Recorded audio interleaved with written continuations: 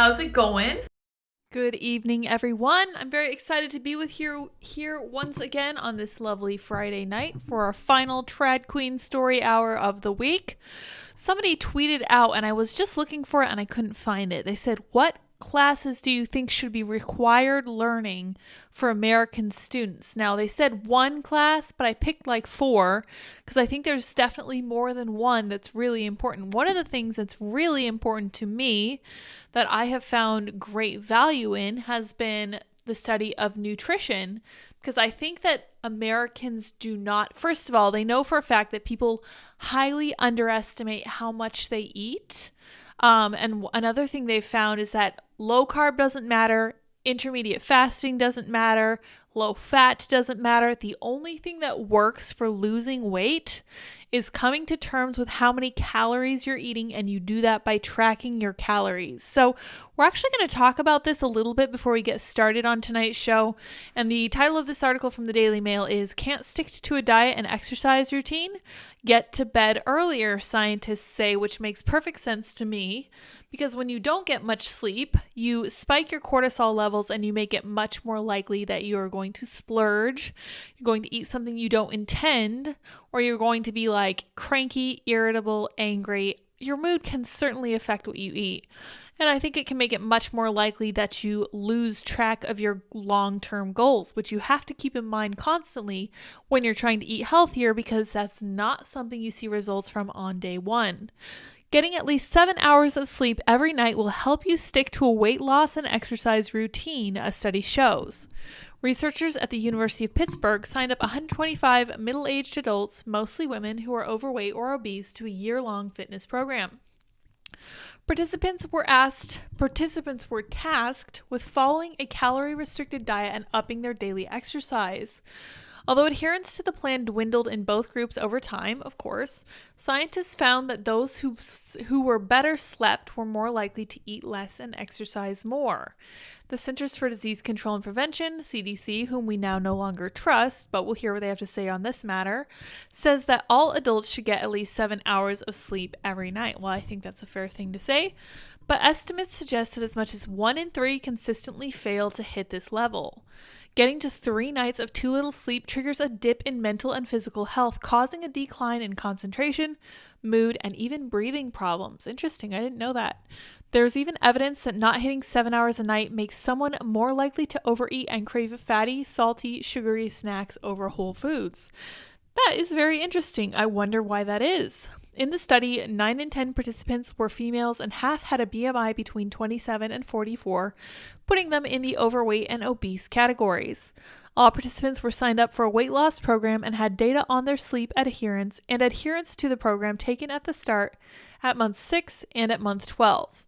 Adherence to the weight loss program was measured by percentages of the group intervention sessions attended, percentage of days in which each participant ate between 85 to 115% of their recommended daily calories, and changes in daily duration of moderate or vigorous physical activity. Sleep was scored from 0 to 6, with 6 being the highest score based on the below sleep factors. These were consistency, satisfaction, alertness, timing, efficiency, that is time in bed while actually asleep, and duration. Each factor was scored 1 for good or 0 for poor. Sleep was scored using a patient questionnaire, a sleep diary, and a 7-day reading from a wrist-worn device that recorded sleep, waking activity, and rest. Well, it sounds like they were very thorough with how they researched this, but it also sounds like they're not entirely sure how sleep affects diet and exercise. This is the other thing I wanted to point out too, if we can get there. Daily Mail has put this wonderful new little pop-up thing on their article, so I have to hit escape a whole lot before we load a new article for them. And this is exactly one of the things that I found while I was losing weight, and that is that exercise won't help you lose weight. Who say you should follow this advice to beat the bulge. Okay, exercise plays, quote, very little role in weight loss, an expert claims. Exercise is grossly exaggerated as an easy fix to tackle obesity problems. Professor Spector urged people to look at changing their diets. That's correct. One of the things that one of my earliest personal trainers told me, actually the only personal trainer I ever had, he told me that abs are made in the kitchen, and I believed him 100%. And so I started, tracking all my calories and making sure that I was not overeating, and that really helped me meet my goals. Whereas people who just hit the gym and they assume that they'll be able to burn like 1,000 calories per workout session, very often disappointed. This is not the case. We're very lucky that our bodies can conserve all of this energy, and it makes sure that we're not likely to lose it pretty much no matter how hard we exercise. It's actually a really cool thing, but it's something people need to be aware of before they join the gym and get really frustrated because they can't exercise their way out of a bad diet. You really can't outrun a bad diet, unfortunately. Well, before we get started, let's see what you guys have to say. Smile, everybody is here. Yay, happy to hear that. Unhighly Snipe says, I'm so pissed about the Roald Dahl debacle. We are going to talk about that today. You'll never guess who is in charge of that particular censorship. Let's see here. Everybody Smile says, calories in, calories out. That's correct. CB says, well, it looks like we're in trouble. I only got 3 hours of sleep last night. What the heck, dude? You got to get more than that. That is not enough sleep. Although, to be fair, for like new parents and stuff like that, and people with insomnia is absolutely crazy. It's really something that you have to find a way around. Like I don't know. Insomnia is really tough. I've known lots of people who had insomnia. Very, very difficult to work with. Very hard to deal with for sure. And I'm entirely sympathetic. Wake Up Waverly is here. Wonderful. Happy to hear it. Sorenko says, it's a simplification, but that's kind of the point. It is an easy way of conceptualizing it. And what is that to reference to? Enigma Eustim says, sorry, Lids, the calorie argument is an oversimplification. Let me stop you right there. Yes, it is an oversimplification. No, that doesn't mean it's ineffective. If you tell people something very simple that they can do in their daily lives, that is something they're going to follow through on. They're like, oh, okay. That's what I have to do, and that's going to help me lose weight and get healthy. Perfect. I'm on it. That's something that I can do. When you're trying to tell people how to get themselves healthy, it has to be simple. And it actually doesn't matter if you think it's an oversimplification, if it's something that helps people stick to something. As far as I'm concerned, that's way more important than giving them the complete rundown of all the macros and all the required nutrients and all the exercises they should be doing. That overwhelms people. It's too complicated. No one's going to stick with it. They're just going to be like, oh my gosh, this is way too much. I'm out. I'm just going to go home and eat some chips because I know how to do that. Giving them something simple that they can do, like use your phone to track your MyFitnessPal calories, that's the way forward. And this is something that has worked for me. I'm only telling you my personal experience. It worked for me. I lost over 50 pounds and I kept it off for over half a decade until I started on this new medicine and took steroids. That was really fun. Sorenko says exercise is a supplement to a good diet. Yeah, I think exercise is a really good way to get yourself to be more flexible, to make yourself feel better, although that never really seems to cut it for me, and keep yourself in like fighting shape. And to make sure that you are able to do all the things that you want to do. Let's retweet Andy here real quick, even though I have way too many tabs open. Andy says, tonight, right-wing extremists are furious over the latest revisions to Roald Dahl classics, Charlie and the Anti-Racist Chocolate Factory, and James and the Morbidly Brave Peach. Thank you, dear. That is a wonderful analysis. That is one of the things we're going to be talking about. How did you know? Everybody Smile says, nailed it, Sorenko Productions. Yes, it is kind of an oversimplification, but it's necessary to tell people how to make the most of their situation. And a lot of Americans are really going to need the help. I was reading a study that said over half the world's population is going to be obese in just a few years. And I was like, okay, we need to talk about this and we need to make it simple for people. We need to make it something that they can easily do. And counting calories is an easy way to go. All right, you guys, let's talk about it. Shark Tank star Kevin O'Leary accuses AOC of killing jobs by the thousands and tears into uninvestable Democrat-led states like New York and California over insane high tax policies that deter businesses. He mentioned 3 states that he called uninvestable: California, New York, and Massachusetts. And I think he's right about all of them. The Canadian investor, 68, said AOC is great at killing jobs. She kills jobs by the thousands. Wow, he's not pulling punches. Good for him. He said Democrat-led states like New York, California, and Massachusetts are uninvestable. He's not wrong. People are leaving those states in droves. O'Leary, whose net worth is an estimated $400 million, said businesses are deterred by punitive high tax policies. That's right, you're being punished for owning a business. Why would you ever take your business to that state? Shark Tank star Kevin O'Leary has accused AOC of killing jobs by the thousands. He singled out left-wing firebrand AOC for criticism and pointed to her successful efforts to prevent Amazon opening a major office in New York City in 2019.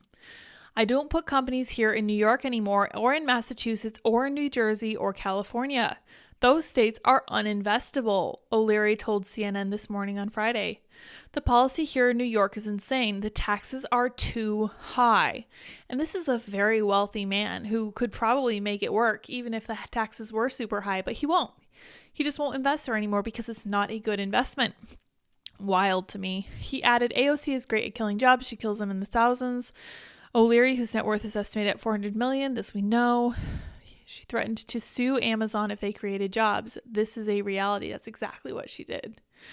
AOC described Amazon's decision to pull out of the plan in 2019 amid fierce Democrat opposition as incredible, but supporters of the complex claimed it would have generated up to 40,000 jobs, which justified the tax breaks.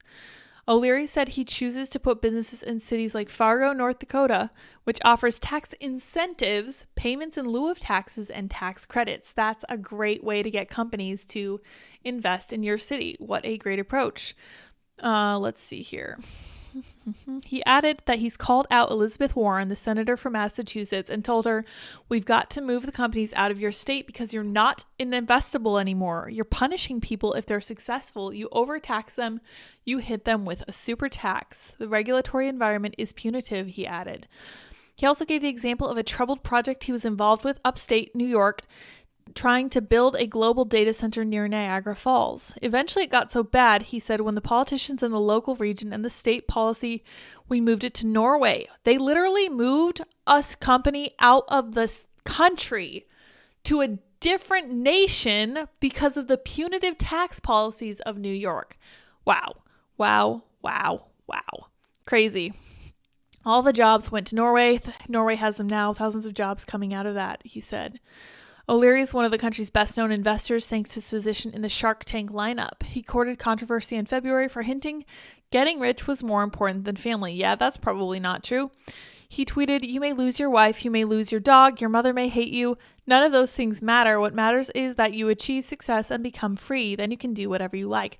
Well, if what you like is to have your dog and your mother and your wife, then you're not going to get those things if you sacrifice it all for your work. But he's the investor with $400 million, so he obviously knows what he's talking about, at least in this field. Eric Balchunas, a Bloomberg analyst, responded, that sounds more like a definition of hell.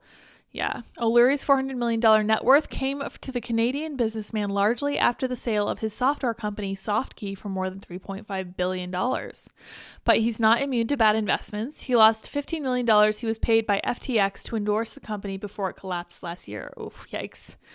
His comments about New York and California come amid rising disquiet about homelessness and high taxes in the city. In January 2020, New York State introduced sweeping criminal justice legislation that eliminated cash bail for the majority of misdemeanors and nonviolent felonies, including robberies.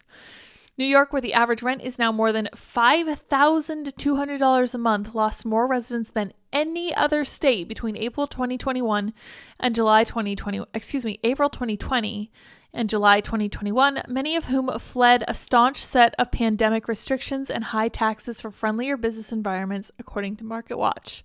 A lot of those people went to Florida, too, which was fascinating, including AOC for vacation, just throwing that out there. Crime in Manhattan has surged 23.5% in 2022 as robberies, rapes, and felony assaults all climbed, though murders and shootings both decreased by double digits. Interesting. The state of California lost over 500,000 residents between 2020 and 2022. It's the fourth largest decrease in the country at the time, behind New York, Illinois, and Louisiana. Not only are California lawmakers pushing legislation that would impose a new tax on the state's wealthiest residents, there's also rising crime and a homelessness problem. That's right. I mean, this doesn't surprise any of us. But I was intrigued to see Massachusetts on that list because I was actually just reading the other day about how people are actually fleeing Massachusetts as well, to the point where they are going to have a problem if something doesn't change. Now, one of the interesting things about these states is that they never seem to make the connection that their policies are what's driving people away. I don't think that anyone in Massachusetts thinks that, like, I certainly don't think someone like Elizabeth Warren thinks that she's going to need to change the way she does business in order to get people to stay in her state.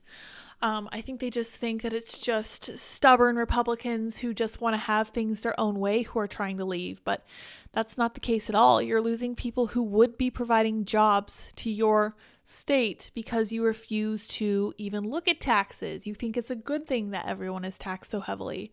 But the cost of living is too high. The taxes are too high. It's difficult to find work because businesses won't invest here, which it becomes a serious problem when you can't find employees because people are leaving, and then the companies themselves leave, and the cost of living is too high for regular people to live here. And eventually you're pretty much just left with college students in Massachusetts, and in California, I guess you just have like some old people and stuff. And then in New York City, you have diehard New Yorkers. And man, I really don't see a way forward for these states unless they decide to change these policies. Well, I don't really know that it's going to happen. You guys let me know if you think that I'm wrong on this front for sure. But I don't know. Andy says, quitting alcohol was the fastest 50 pounds I ever lost. Yeah, absolutely. Alcohol is one of those things that as soon as you drink it, turns directly into sugar. Really, really not good for your metabolism. Niagara Falls. Slowly I turn step by step. Yes, stay away from the edge at Niagara Falls. KC says, keep the diet method simple is correct. Also keep the food within it simple. Yes, we found that one of the best things to do is buy simple ingredients, cook them yourself, make sure that they don't have things like nasty seed oils and all this other stuff that everybody's always talking about. I personally think the combination of sugar and seed oils is probably where the problem is. But the bigger problem might just be fast food because all of that stuff is soaked in seed oils and it's really, really bad for you. But I don't see much of that changing either. That's just something to certainly avoid going forward. Now, this is everybody's favorite. This is Nina Jankowicz, the former disinformation czar. Guess what she's doing now? She's fundraising to launch a defamation suit against Fox News. If you guys have any interest in the legal system, let me know in the chat here. I don't have any say on what goes on with this legal stuff, so I'm really curious what you guys think. This says, from the Post-Millennial, in a Thursday video uploaded to YouTube with an accompanying GoFundMe page, the former Ministry of Truth head announced the lawsuit. Nina Jankowicz, the former Biden administration official who was slated to head the Department of Homeland Security's Disinformation Governance Board to fight, quote, misinformation before resigning a month after taking the position, is pleading for financial support to sue Fox News for their alleged malicious, reckless lies about her. Okay, because she doesn't like misinformation, remember? On a Thursday video uploaded to YouTube with an accompanying GoFundMe page, the former Ministry of Truth head announced the lawsuit. My name is Nina Jankowicz. I'm asking for your financial support of a lawsuit I want to bring against Fox News for their malicious, reckless lies against me, she began. A year ago today, I realized the lifelong dream and entered public service as a U.S. government official. I spent the better part of a decade working on both sides of the aisle to counter disinformation. I published 2 books, and I've always been an advocate for free expression. Right. This is why you really wanted to censor everybody, because you disagreed with them. She continued, arguing that her main thesis in her work is, we can't fight disinformation simply by removing content or restricted speech. Sure. That's what she'll say right up until she can get away with it. The former disinformation czar went on to explain her job within the administration, making it sound like an innocuous role focused on privacy and civil liberties. Oh, good for her. What a hero. On March 2nd, 2022, I began a job leading the new entity within the Department of Homeland Security called the Disinformation Governance Board, she said. My role was to make sure different entities across DHS were coordinated to bring the latest research to bear in their department and to help the department ensure that its policies about its existing counter-disinformation work were grounded in American values, privacy, civil rights, and civil liberties. This sounds like a lawyer wrote it for her. That's all the board was, she claimed. It didn't have any ability or the authority to act on its own. She went on to blame Fox News coverage for spreading, quote, conspiracy theories about her to, quote, tens of millions of people. Wow, so Fox News really does have a reach, huh? Because I've been told by leftists that Fox News is dying. It's only watched by boomers. Nobody cares what they have to say. Admittedly, they completely disregard people like Tucker Carlson and Greg Gutfeld, who actually pull much better numbers than a lot of late-night comedians. After my position was announced, baseless claims that the board was an Orwellian ministry of truth and I was President Biden's chief censor spread. All right, post-millennial, I don't think this is the correct spelling of censor, S-E-N-S. I think it should be C-E-N-S-O-R. Spread. Even though the board was nothing to do with arbitrating or restricting free speech, Fox News launched overly personalized, false, and incendiary coverage of me, mainstreaming online conspiracy theories to tens of millions of Americans. Boo-hoo. In a May 2022 appearance on CNN, DHS Secretary Alejandro Mayorkas argued that the comparisons of the Disinformation Governance Board to the Ministry of the Truth of the dystopian George Orwell novel 1984 were false, claiming that it works to ensure that the way in which we address threats, the connectivity between threats and acts of violence, are addressed without infringing on free speech, protecting civil rights and civil liberties, the right of privacy. Again, what do I keep telling you guys? This is too vague. When somebody says something really vague like this, they're lying, because without giving you details, they can get away with anything. If you want to pin somebody on something like this, demand details. Demand exact examples of how this is going to work. No one did this with Mayorkas because I believe it was CNN. Yeah, so no one ever asked him, like, how exactly are you planning to do that? What safeguards are going to be in place? How are you going to make sure that nobody's civil liberties are ever violated? Of course they didn't ask him, but because they don't care, because they're on his side. According to Mayorkas, while we probably could have done a better job of communicating what it does and does not do, the criticisms of the board are precisely the opposite of what this small working group within the Department of Homeland Security will do. The program was put on an indefinite pause that month, just weeks after it was announced, prompting Jankowicz to resign. They lied about my role, she continued in the video, before clips of Fox News hosts criticizing her were shown. So these hosts criticized her, and she took that personally. And I understand, but at the same time, that's not exactly defamatory for someone to criticize you or to think that you are censorious. Was hired to police domestic social media use, period. Tucker Carlson can be heard saying. Sean Hannity was seen calling Jankowicz the administration's official purveyor of truth. These are all opinions. I don't think she has a case here. You guys tell me what you think. Jankowicz cut in, they lied about and completely manufactured my past statements. A clip from Fox and Friends then played, featuring one host calling it chilling that this disinformation czar thinks it's okay for her to edit your speech. They called me a liar, Jankowicz continued before playing several more criticisms of her from Fox News. They called me crazy, and they told their audience I was evil, she said. I quickly started receiving violent threats as a result of this coverage. I was a week away from becoming a mom. Fox didn't seem to mind. Who knew that? Did anyone know that? Did she tell anyone she was pregnant? And honestly, if you're going to take on a really high-stress job right before you have a baby, I don't know what to tell you. That's probably not the right timing for you. Even if it was something you'd been gunning for your whole life, maybe you should think about the timing. I resigned from my position on May 18th. Fox seemed happy about that, she continued, but they still continued to lie about me, mentioning in most weeks for the rest of 2022. Fox News irrevocably changed my life when they force-fed lies about me to tens of millions of their viewers. Pretty sure they didn't force-feed anything to anyone, let's be real. These people turn on the TV voluntarily, and they listen to what the commentators say because they think they're telling them the truth. Tens of thousands have harassed me online. Hundreds have violently threatened me, Jankowicz complained.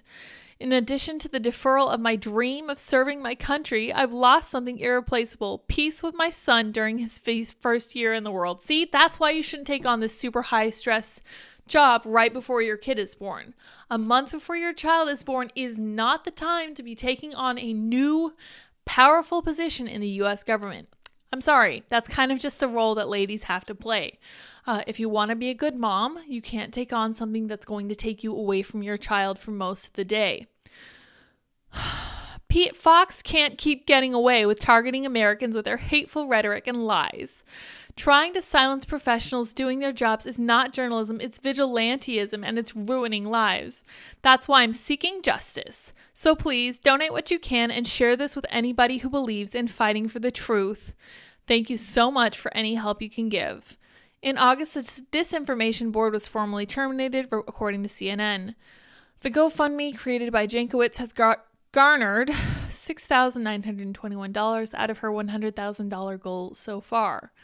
Any funds raised in excess of protecting me and my family will be used to support other women and people of intersectional identities, who find themselves in a situation similar to mine, she added in the description. So literally what she's doing right here is she's trying to censor Fox News for having the wrong opinions of her. Literally by saying, they lied about me by saying that I would censor people who held the wrong opinions. Boo. Who. Therefore, my response is to try to censor people who had the wrong opinions of me. If you're tracking, she's proving them 100% correct, and she'll never see the irony because no one will ever tell her. Like, she is the embodiment of everything that she claims not to be. I'll just put it that way because I don't want to be mean. I don't ever believe that she would have done anything remotely justifiable in her position as disinformation czar. That is a seriously dystopian title, and she would have been doing incredibly dystopian work. So let's not BS ourselves about that. No matter what she wants us to believe, she strikes me as an incredibly manipulative person and someone who would gaslight you right into the ground. Because that's literally what she's doing here. They were mean to me. They told lies about me. I would never try to censor anyone. Please support me as I attempt to censor Fox News. Give me a break. This person is a dangerous hypocrite and really, really inconsistent morally between what she says she does and doesn't want to do and what she actually does. Let's get some consistency. Jeez. All right. St. Miles says, what a butt hurt. Sigh. I'm not sure what a butt hurt is, but yes, she definitely is. Lori says, in other words, her feelings were hurt. Too bad. She means her truth. Yes, 100%. St. Miles says, right, she is for free speech. Yeah, I don't believe her either. CB says, it sounds like a lawsuit that you can bring for headlines or to harm the target, not to win. Yeah, I think so too, but I don't think it's going to have the effect that she thinks it's going to have. I really don't.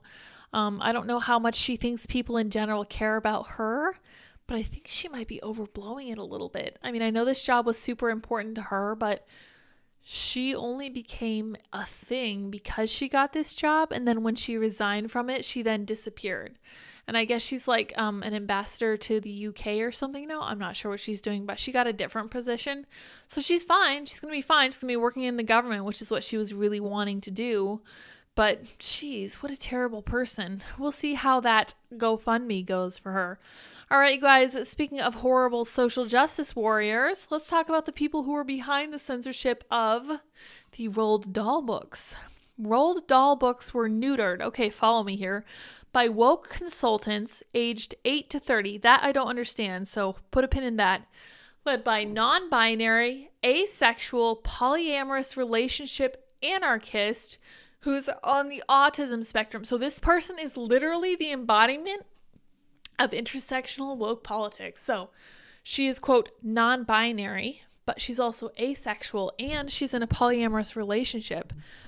She's also an anarchist, which she has to say, who is on the autism spectrum. So she's a victim in so many ways, guys, you don't even know. You should really feel bad for her. I'd be shocked if she didn't have blue hair. I actually don't think she does, but she probably should, given everything we know about her. Now, the only thing I don't understand about this headline is that the ages were given to be 8 to 30. My understanding was that this whole crew, all of them were under 30 years old, which tracks perfectly with how they were trying to censor these words. The effort by inclusion consultants to sanitize the collective works of famed children's author Roald Dahl has caused a stir across the literary world. Penguin Random House publishers employed woke UK-based consultant agencies Inclusive Minds to take on the project.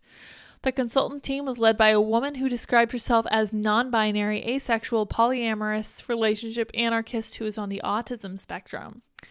The Bowdlerization of Dahl's books, which broadly included eliminating language deemed insensitive and non-inclusive, was done largely by a UK-based group of consultants from Inclusive Minds. The organization is charged with their mission of making mainstream books represent every child. So it's just plain old censorship. And I'm not familiar with Bowdlerization. If you guys are, Bowdlerer,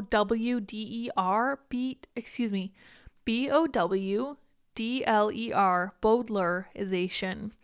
They do this by enlisting sensitivity readers and inclusion ambassadors to suggest edits to books that would scrub them of the derogatory language and harmful assumptions about race, class, and so on. In the case of Roald Dahl debacle, which has been lambasted across by a number of countries by readers and publications alike, Jo Ross Barrett was at the head of the project. This is her. I am, again, shocked that she doesn't have blue hair. She recently departed Inclusive Minds to become a full-time DEI professional. Of course she did. Describes herself as all of the above adjectives. Ross Barrett, who recently departed Inclusive Minds to become a full-time DEI professional, the former project manager at the woke firm National Review, reported that Ross Barrett posted on LinkedIn in 2022 that she was working on a secret project involving the work of well-known children's authors. In a profile of Barrett that remains on the Inclusive Minds site, they, them is described as a writer. Okay, so she literally uses the they, them pronouns. Give me a break. This person is a living caricature. We're going to talk about they, them pronouns here in just a minute because that's not something you want on your resume, it turns out. Described as a writer and editor with a passion for championing inclusive content and policies. Barrett's previous work has been, oh my gosh, they need a copy editor. So Barrett's previously work has been published in the Bi-Able, get it, because she's bi, an anthology about bisexuality and related identities, an AZE journal, an online magazine for aromantic spectrum, asexual spectrum, and agender people. But she's literally in a relationship, not just a relationship, but a polyamorous relationship. So she's either completely inconsistent or she's lying about one or more of these identities.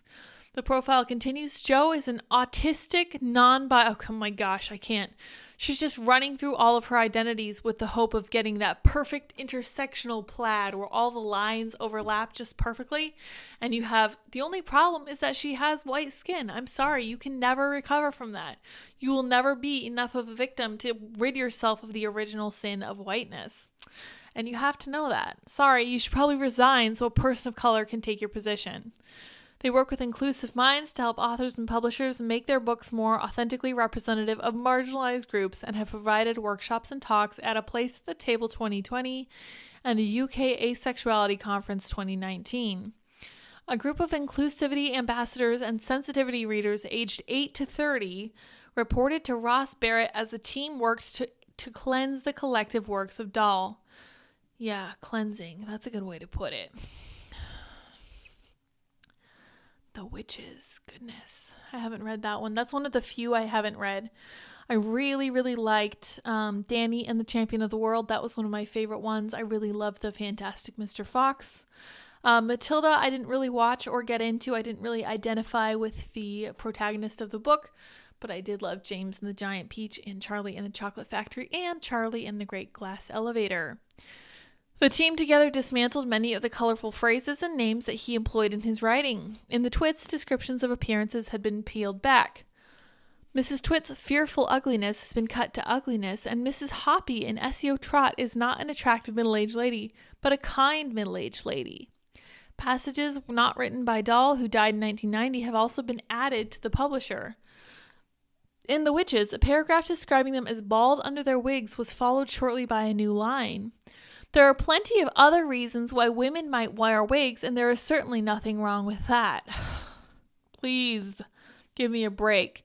I'm going to make a point of buying the old versions of all of these books so that my kids can read them without worrying about this stuff. Absolute nonsense. Puffin said that a statement last week that they will release 2 versions of each book, the original and the newer edited ones. Francesca Dow, managing director of Penguin Random House Children's, said at Puffin, "We have proudly published Roald Dahl's stories for more than 40 years in partnership with the Roald Dahl Story Company. Their mischievous spirit and his unique storytelling genius have delighted the imaginations of readers across many generations. We've listened to the debate over the past week, which has affirmed the extraordinary power of Roald Dahl's books and the very real questions around how stories from another era can be kept relevant for each new generation. This ain't it, Chief. This is not the way to do it. You don't fix someone's being insensitive by changing their words posthumously. That's not a good way to go. That's dishonest to its core.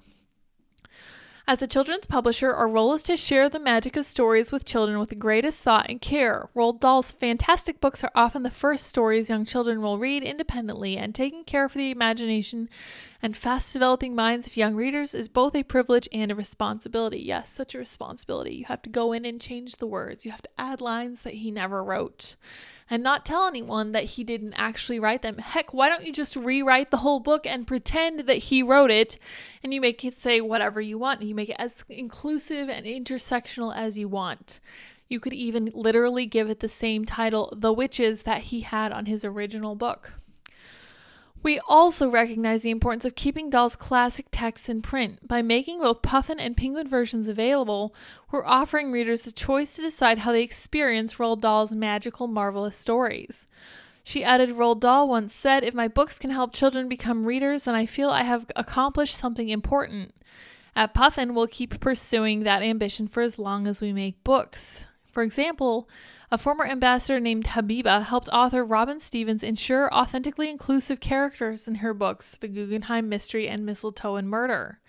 The organization also works with publishers to modify existing works for republication, but Dahl's case marks the first time the group has gotten their hands on the treasured collection of a world-famous deceased author. Reached for comment, a spokesperson for Inclusive Minds stressed that ambassadors are not mainly responsible for suggesting changes to existing works, a task reserved for sensitivity readers, but did acknowledge that they are occasionally involved in providing feedback. We do think those with lived experience, can provide valuable input when it comes to reviewing language that can be damaging and perpetuate harmful stereotypes, the spokesperson said, adding that ultimately publishers decide what to include in the final published book. Publishers and authors pay various fees per ambassadors to review services on new manuscripts and illustrations. It's unclear exactly how much Puffin Books paid Inclusive Minds to soften Dahl's prose. This is ridiculous, and I'm very sorry this is happening, but this is a clarion call. This is something that is going to be happening more often. We need to wake up to this. And I'm really going to recommend everybody go out there and buy the old versions of these books, and definitely not from this publisher, not from Penguin. If any other publishers sell his work, you should look for it there instead. But speaking of the they, them pronouns, I have some good news.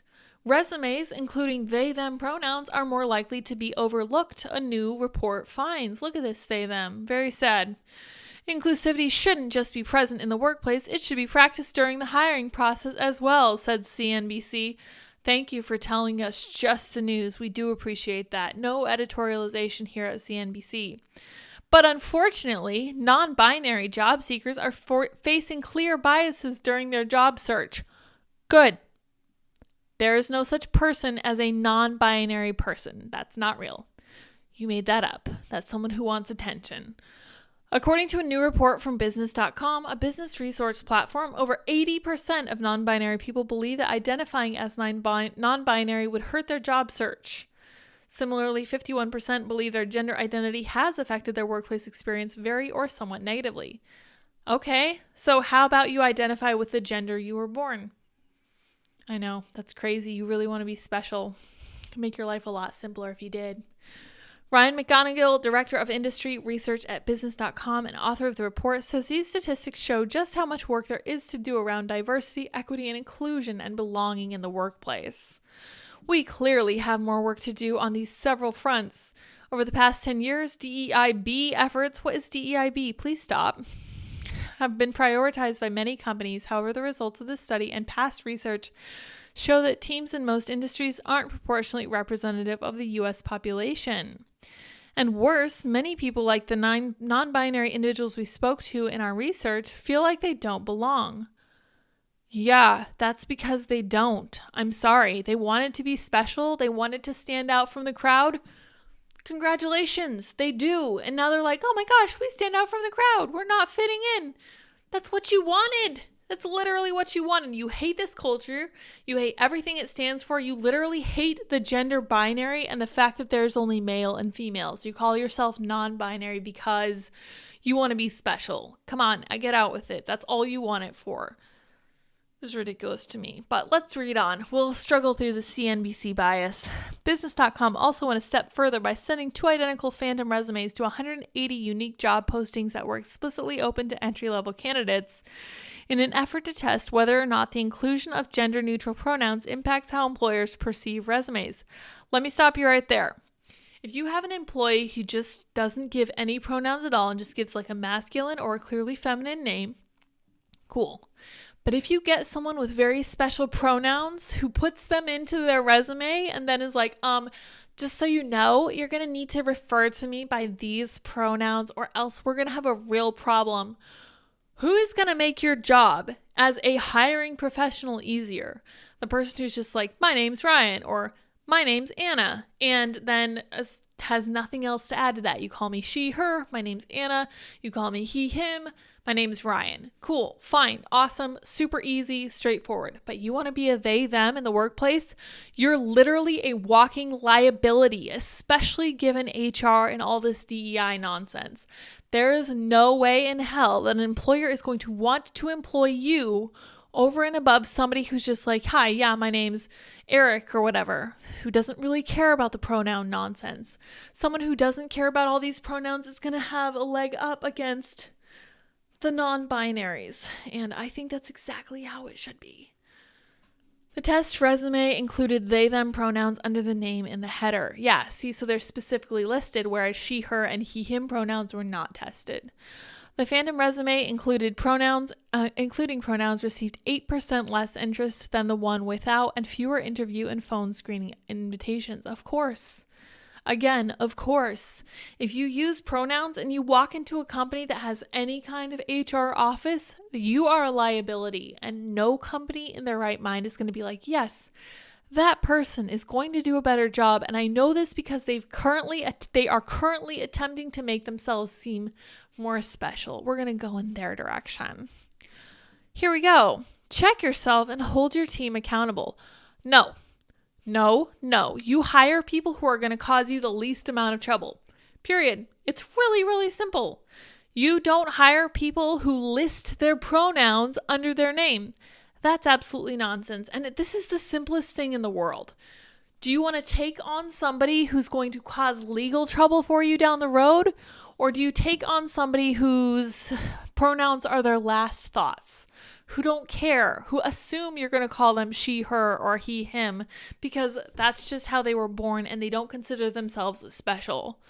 I'm pretty sure the choice is pretty clear. Let's see what their conclusion is. Oh, great. Company leaders should also be proactive in preventing these situations through employee education and conversation. Help your team members understand what it means to truly be inclusive and consider different perspectives. No. How about not? How about you save man hours and just say, if you see these pronouns, don't even worry about that person because that person's going to be a pain in the neck and they're going to make our lives a living hell. Just stay away from them altogether. You can never make them happy. I really hope this is what employers are starting to realize because it's true. You will not ever make them happy. You're never going to get to a point where they're not a liability. You'll never be out of the woods with them. Things are constantly changing, and something you said yesterday with these people is going to come back to bite you tomorrow or next week.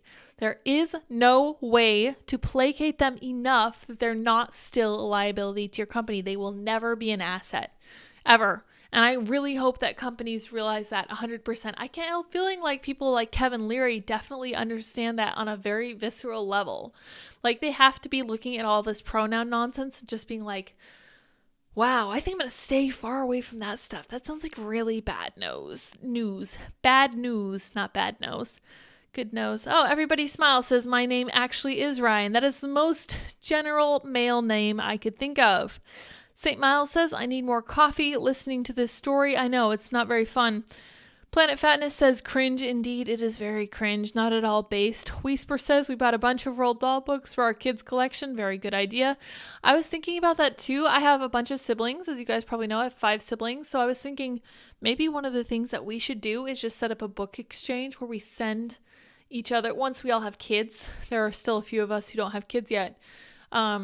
Probably the best thing we could do is set up a book exchange where we send each other like a big old stack of books once every quarter or something, and then they can go through it and the kids can enjoy it. Wake Up Waverly says, fantastic, Mr. Fox. Yes, that one was really, really good. I loved the plot on that one. It was so relatable. Zidane says, I recall The Witches was good, at least when I was a kid. Yeah, well, they've changed it now. Serenko says it's not even a good edit. That's what annoys me the most. Yeah, seriously. St. Miles says, like history remolding literature. Yeah, they're literally trying to rewrite this stuff. Andy says maybe she's not having sexual relationships with more than one person at once. So she's asexual. So she's in a polygamous relationship, but she's just like, no, go away. I'm not having relations with any of you guys. We're just in a relationship so we can all pay rent together or something. I have to ask, do you guys think that polyamory is actually just a bunch of people who are like roommates who literally just team up so they can all afford rent in these fancy bougie cities they choose to live in? That's just my thought. I have no idea. Zin says one of them is 30 years old, probably identifying as 8. No, I don't think that's the case. I think they actually had kids. St. Miles says, she is what? Yeah, it's a lot of words because she wanted that perfect intersectional plaid. And that's what I'm going to call it going forward, because plaid is when you see the intersection of all these different lines and it creates this kind of beautiful pattern that's really memorable. I can't help feeling like that's exactly what they're going for. I mean, it doesn't work. Like at the end of the day, they're just going to have more and more problems piled on more and more problems, and they're never going to solve them, because if they solved one, it would mean they wouldn't be a victim in that regard. So yeah, they're never going to fix this stuff. Lori says she means her truth. Yes, in the case of Nina Jankowicz, definitely. Thank you, St. Miles, for the super chat. For Dippin' Dot treats while I go and make coffee. Have fun making coffee, for sure. We certainly appreciate that. Dippin' Dot will love that. I took Dot on her, like her 4th walk now, and she is having so much fun being outside, but she keeps getting distracted by all the people. She gets distracted by puddles, piles of snow, rocks, trees, branches, grass, gravel, dirt, other dogs, other people, cars, and fire hydrants. Yeah, so she has a long, long list of things that distract her, but when she gets out and she's just like frolicking, she's adorable. I'm gonna have to take some more videos of her walking. If you guys want to follow hers and Dips Adventures, they are over on the Lighter Dips on Instagram at the Lighter Dips, LEITERDIPS. Yes, indeed. Ryan. Keenan Smith says Ryan. No, Ryan is a male name. Although I have met a female named Ryan. All right, you guys, this is a good pal of Pete Buttigieg's. He even made a post to social media a good while back talking about 2 mayors getting beers. The other mayor in the picture was this mayor, who is facing child sexually explicit material charges. Maryland mayor facing these charges previously said Pete Buttigieg was his mentor. There's literally photographic evidence of this. It's horrifying. College Park, Maryland Mayor Patrick Wohan was charged with 56 counts of possession of explicit child sexual material.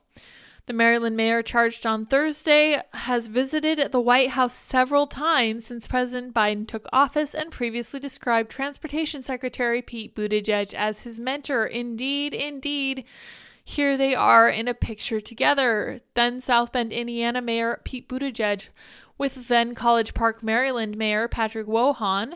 He was arrested and charged with 56 counts of child sexually explicit material related counts on Thursday.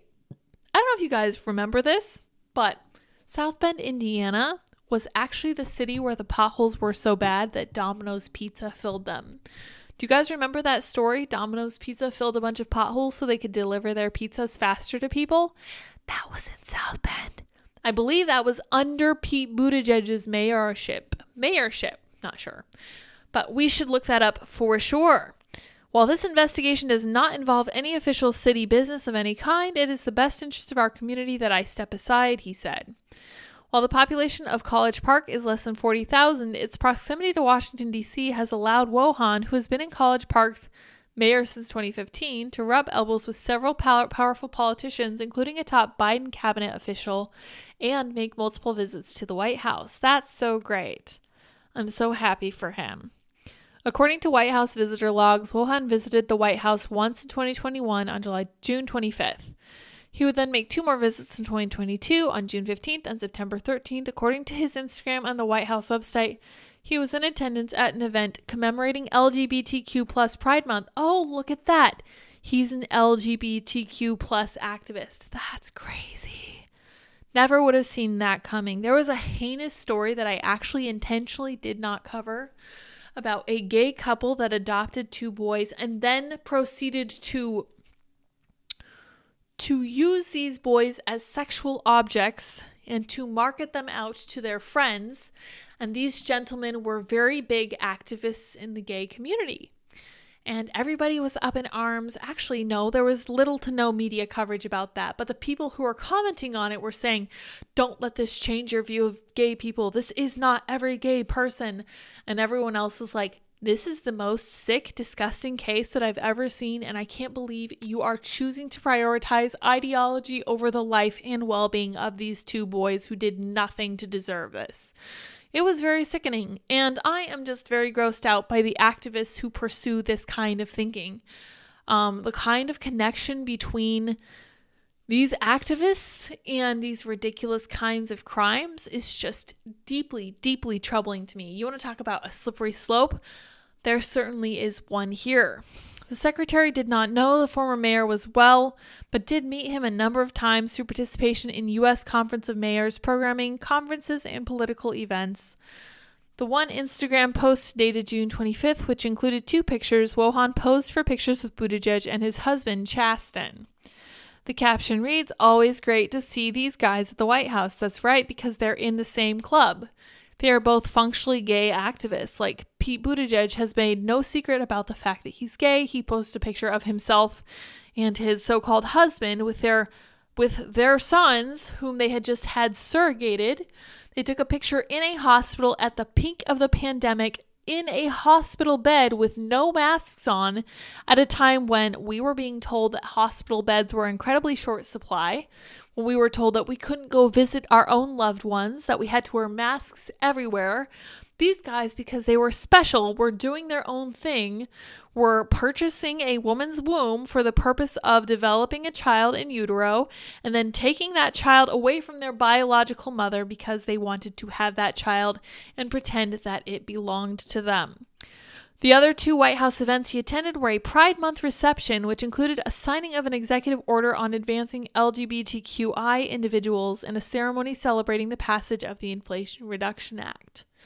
In addition to the 3 visits listed on the White House website, Wohan made 3 additional visits in December and January, which will not be released on the White House website until March 30th and April 30th.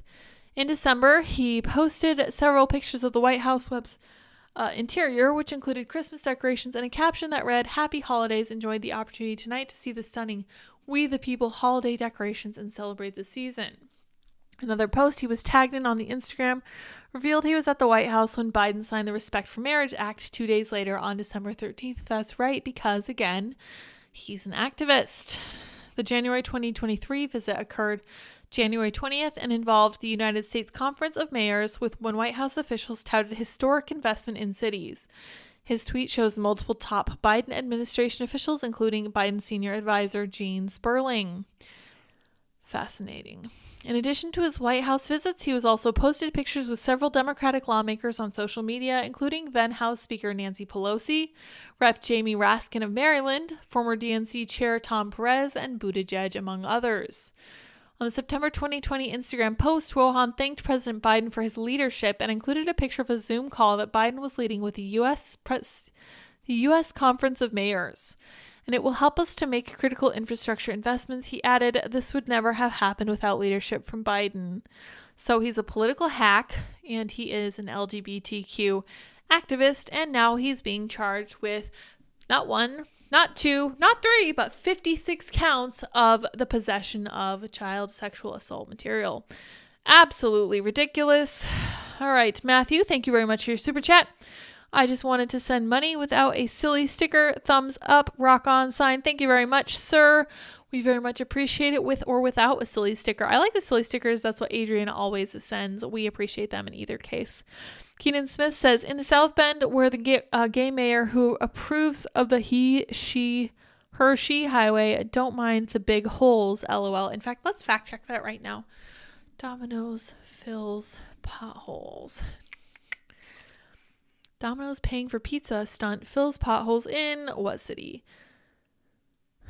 What America's mayors think. Oh gosh. Who cares? Let's see. South Bend. No, it's not going to tell us what city it was in. Okay. Thank you very much for nothing. Eater.com. Paving for pizza. Domino's is donating funds. Okay, so this is... Oh, wow. So they did this in a bunch of cities. Interesting.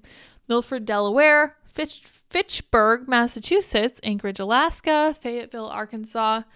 Let's see, Indiana, South Bend, Indiana. Look at that. Huh, fascinating. Let's see, South Bend. I want to see what year this was done. 2016. When was Pete Buttigieg mayor of South Bend? Was it during 2016? 2012 to 2020. Hey, look at that. This was during Pete Buttigieg's tenure as mayor. That is the least surprising thing I've read all day. Good for him. Not even able to fill potholes in his own town, and now we're not at all surprised that he's not doing a good job as transportation secretary. No shock there. Keenan says, even with all the negative publicity, I still think that Mayor Pete is going to run for president. Also the governor of North Carolina, Roy Cooper. I think Pete Buttigieg probably knows that the nail's in the coffin on his presidential bid. I don't think the fact that he is homosexual is going to save him now, especially since he is a white male. I don't think he's intersectional enough, and I think that between the child sexual abuse material charges so close to him and his ridiculous handling of East Palestine, I don't think he's going to have what it takes at all.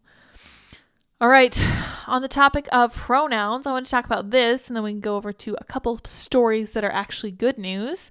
Schools are pushing gender pronouns and hiding it from parents. I mean, this is kind of something that we knew already, but let's look at this more thoroughly. A new report reveals students in the nation's largest school districts are encouraged to change their names and pronouns without parental knowledge, even though those same schools require parental approval for over-the-counter medicine. Shock. The report, released by the Defense of Freedom Institute for Policy Studies, found that 8 of the nation's 20 largest school districts allow students to use names and pronouns at school aligned with their gender identity without parental knowledge and consent, said the institution. So that's 40% of these districts are really putting kids up to this. This is crazy. Yet these same districts, including New York City Department of Education, Los Angeles Unified School District, and Chicago Public Schools, all the usual suspects, require parental permission to dispense over-the-counter medicines to students at school. So what is the difference between the pronouns and the medicine? Why are they working so hard to hide this kind of stuff from parents? Is it because they know that the family is the enemy of the public school state? I think it is. These are government schools that are in diametric opposition to this family structure. And I think that they know this, and I think it's becoming very clear, and I don't think people are going to continue to stand for this.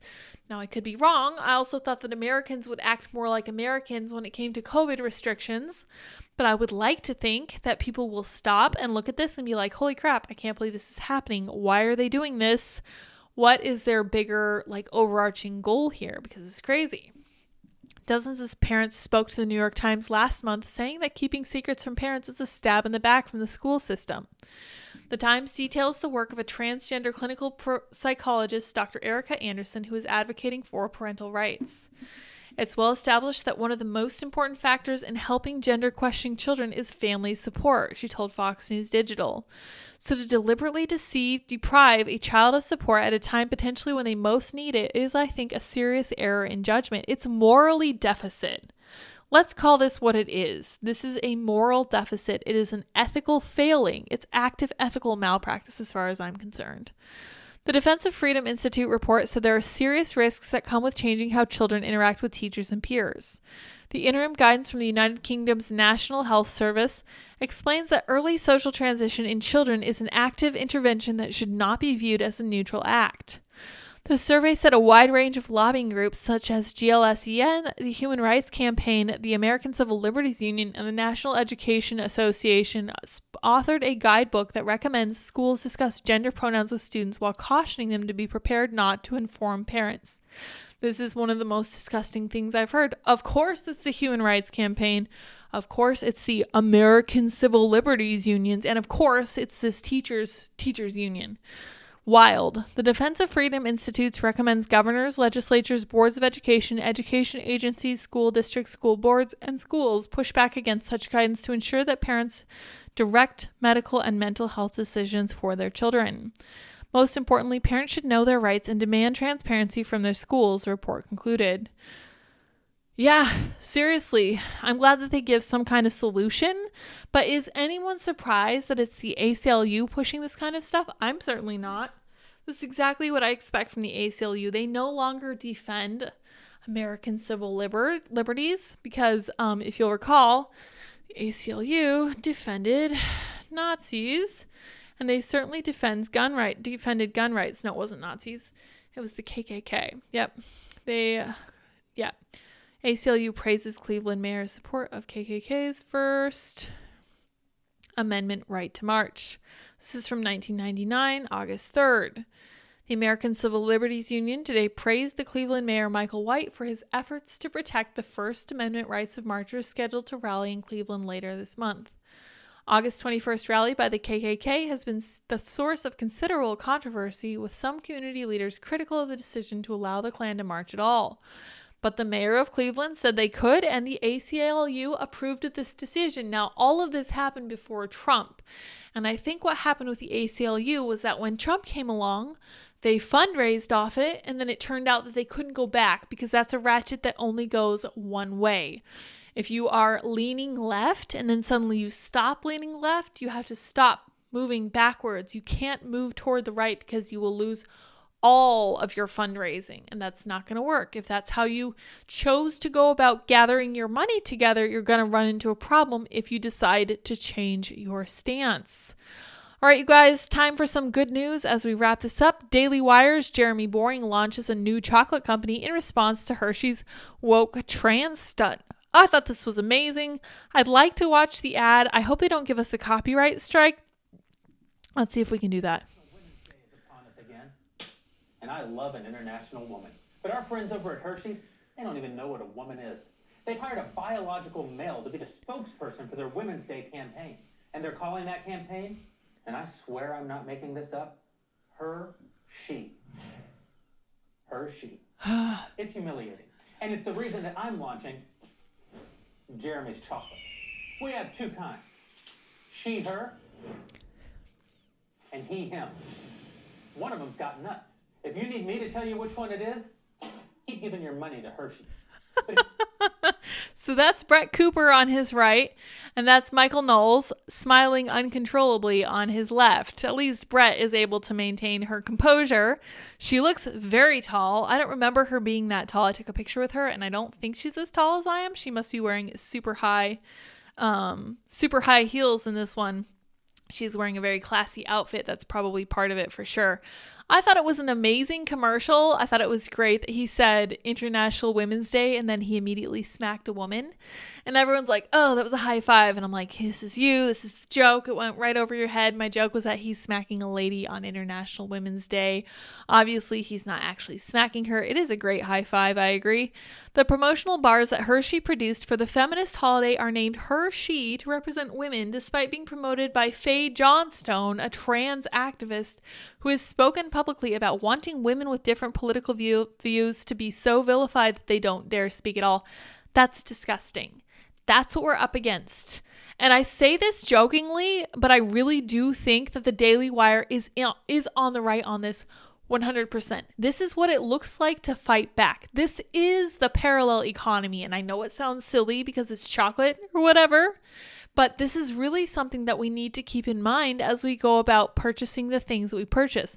First of all, Hershey's is disgusting. Let's get real, including even the dark. And I love dark chocolate.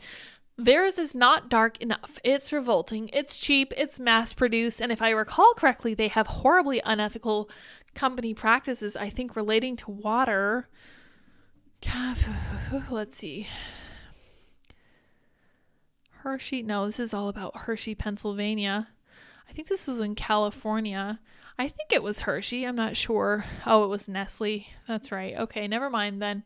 Hershey at least doesn't have as awfully unethical practices as Nestle does for sure. But at the same time, they're right that they were using literally a biological man to make a point about femininity. Such a slap in the face. Honestly, humiliating. I am embarrassed for them.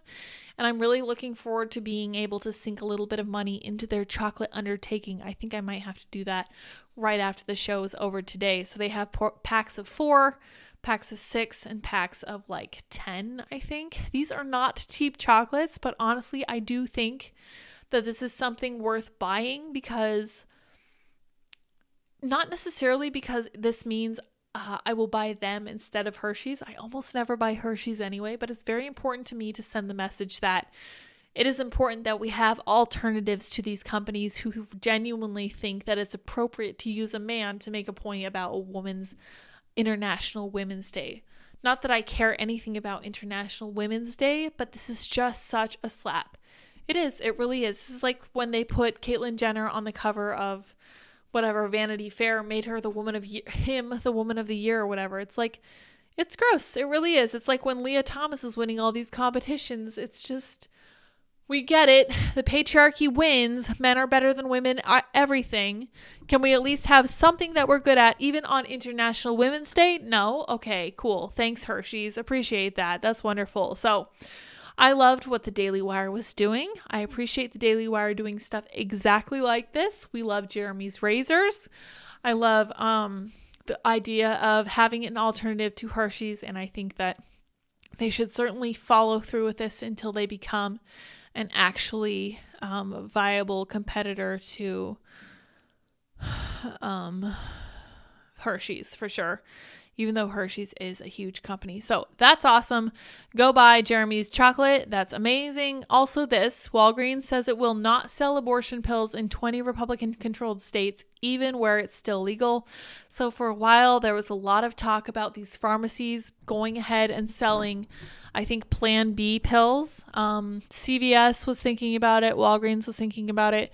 Well, in this instance, Walgreens is saying they won't, at least in red states. The pharmacy chain assured 20 GOP attorneys it will hold off on dispensing pills. Even states that maintain legal access to abortion asked Walgreens not to sell. Scripts for the abortion-inducing medication can be filled at other pharmacies. The nation's second largest retail pharmacy will not sell the abortion-inducing medication mifepristone, even in states where abortion is still legal. The major chain is walking on eggshells amid growing pressure from anti-abortion policymakers and activists not to carry the drug. Mifepristone makes up half the combination used to induce a medication abortion. Walgreens responded to a letter sent last month by nearly 24 Republican state attorneys general threatening legal action against the company if it stocked the medication. In response, they said they would not dispense the pills either by mail or at brick-and-mortar stores in those states. In some of the affected states, such as Alaska, Iowa, Kansas, and Montana, using the pills for abortion is still legal. It comes just a couple months after the Biden administration updated a regulation to allow mifepristone, I think I'm pronouncing it wrong, but also I really don't care. I don't give the slightest bit of respect to this medication or what it does. Part of the 2-drug cocktail to induce miscarriage to be stocked and dispensed at pharmacies to pregnant people with a prescription. And again, Daily Mail, you don't need to call them pregnant people. They are only women. Only women are pregnant. Really, really ridiculous. But I was happy to see that. I'm really glad to see Republican local leaders taking steps to kind of encourage this particular company not to do this. Because I was like, where else can you go? If all of these drugstores are selling these medications, then what are you supposed to do? How are you supposed to make a point if there's nowhere else you can go to fill like your prescription that you got from the doctor? It doesn't make sense. All right, you guys, thank you very much for joining me. I'm going to go make dinner for Andy, and we're going to start planning out our weekend. I hope you guys have a great weekend as well. I'm sure that ours will be good for sure, and I will try to get a video of Dot walking outside. She is just delightful. Let me see what you guys have to say. Mifepristone. Yeah, I have no idea how to pronounce it. Yeah, you're welcome to make fun of my pronunciation for sure. Like I said, I do not care. And he says it's really like the administration is purposefully choosing incompetent people in order to disguise the various money laundering schemes as plausible failures. Possibly. Christy says, I think this should fall under HIPAA laws for these children. The state law has no business being involved. I'm kind of inclined to agree, but I'm not sure how pronouns are classed. It's not technically a medical transition. St. Miles says, thanks for the Instagram link. Kids look like they go into instant sleep mode once in your arms. They must feel safe indeed. So Dip really likes to get into Andy's arms and then flip over and try to hit things as he walks around. So Andy will like walk over to the wall and Dip will put his paws on the wall like this, like he's pushing away. And then in the last picture I think I have of them on there, he is threatening to slash Dad's throat. It's very exciting. So it's a great account over there at the Lighter Dips on Instagram. We have a good time. Dips adorable, Dots adorable. It's a good time all around. All right, you guys, thanks so much for joining. Remember to hit like, subscribe, share, tell everyone to watch and join us so we have a really fun chat every night. All right, until next time, bye guys.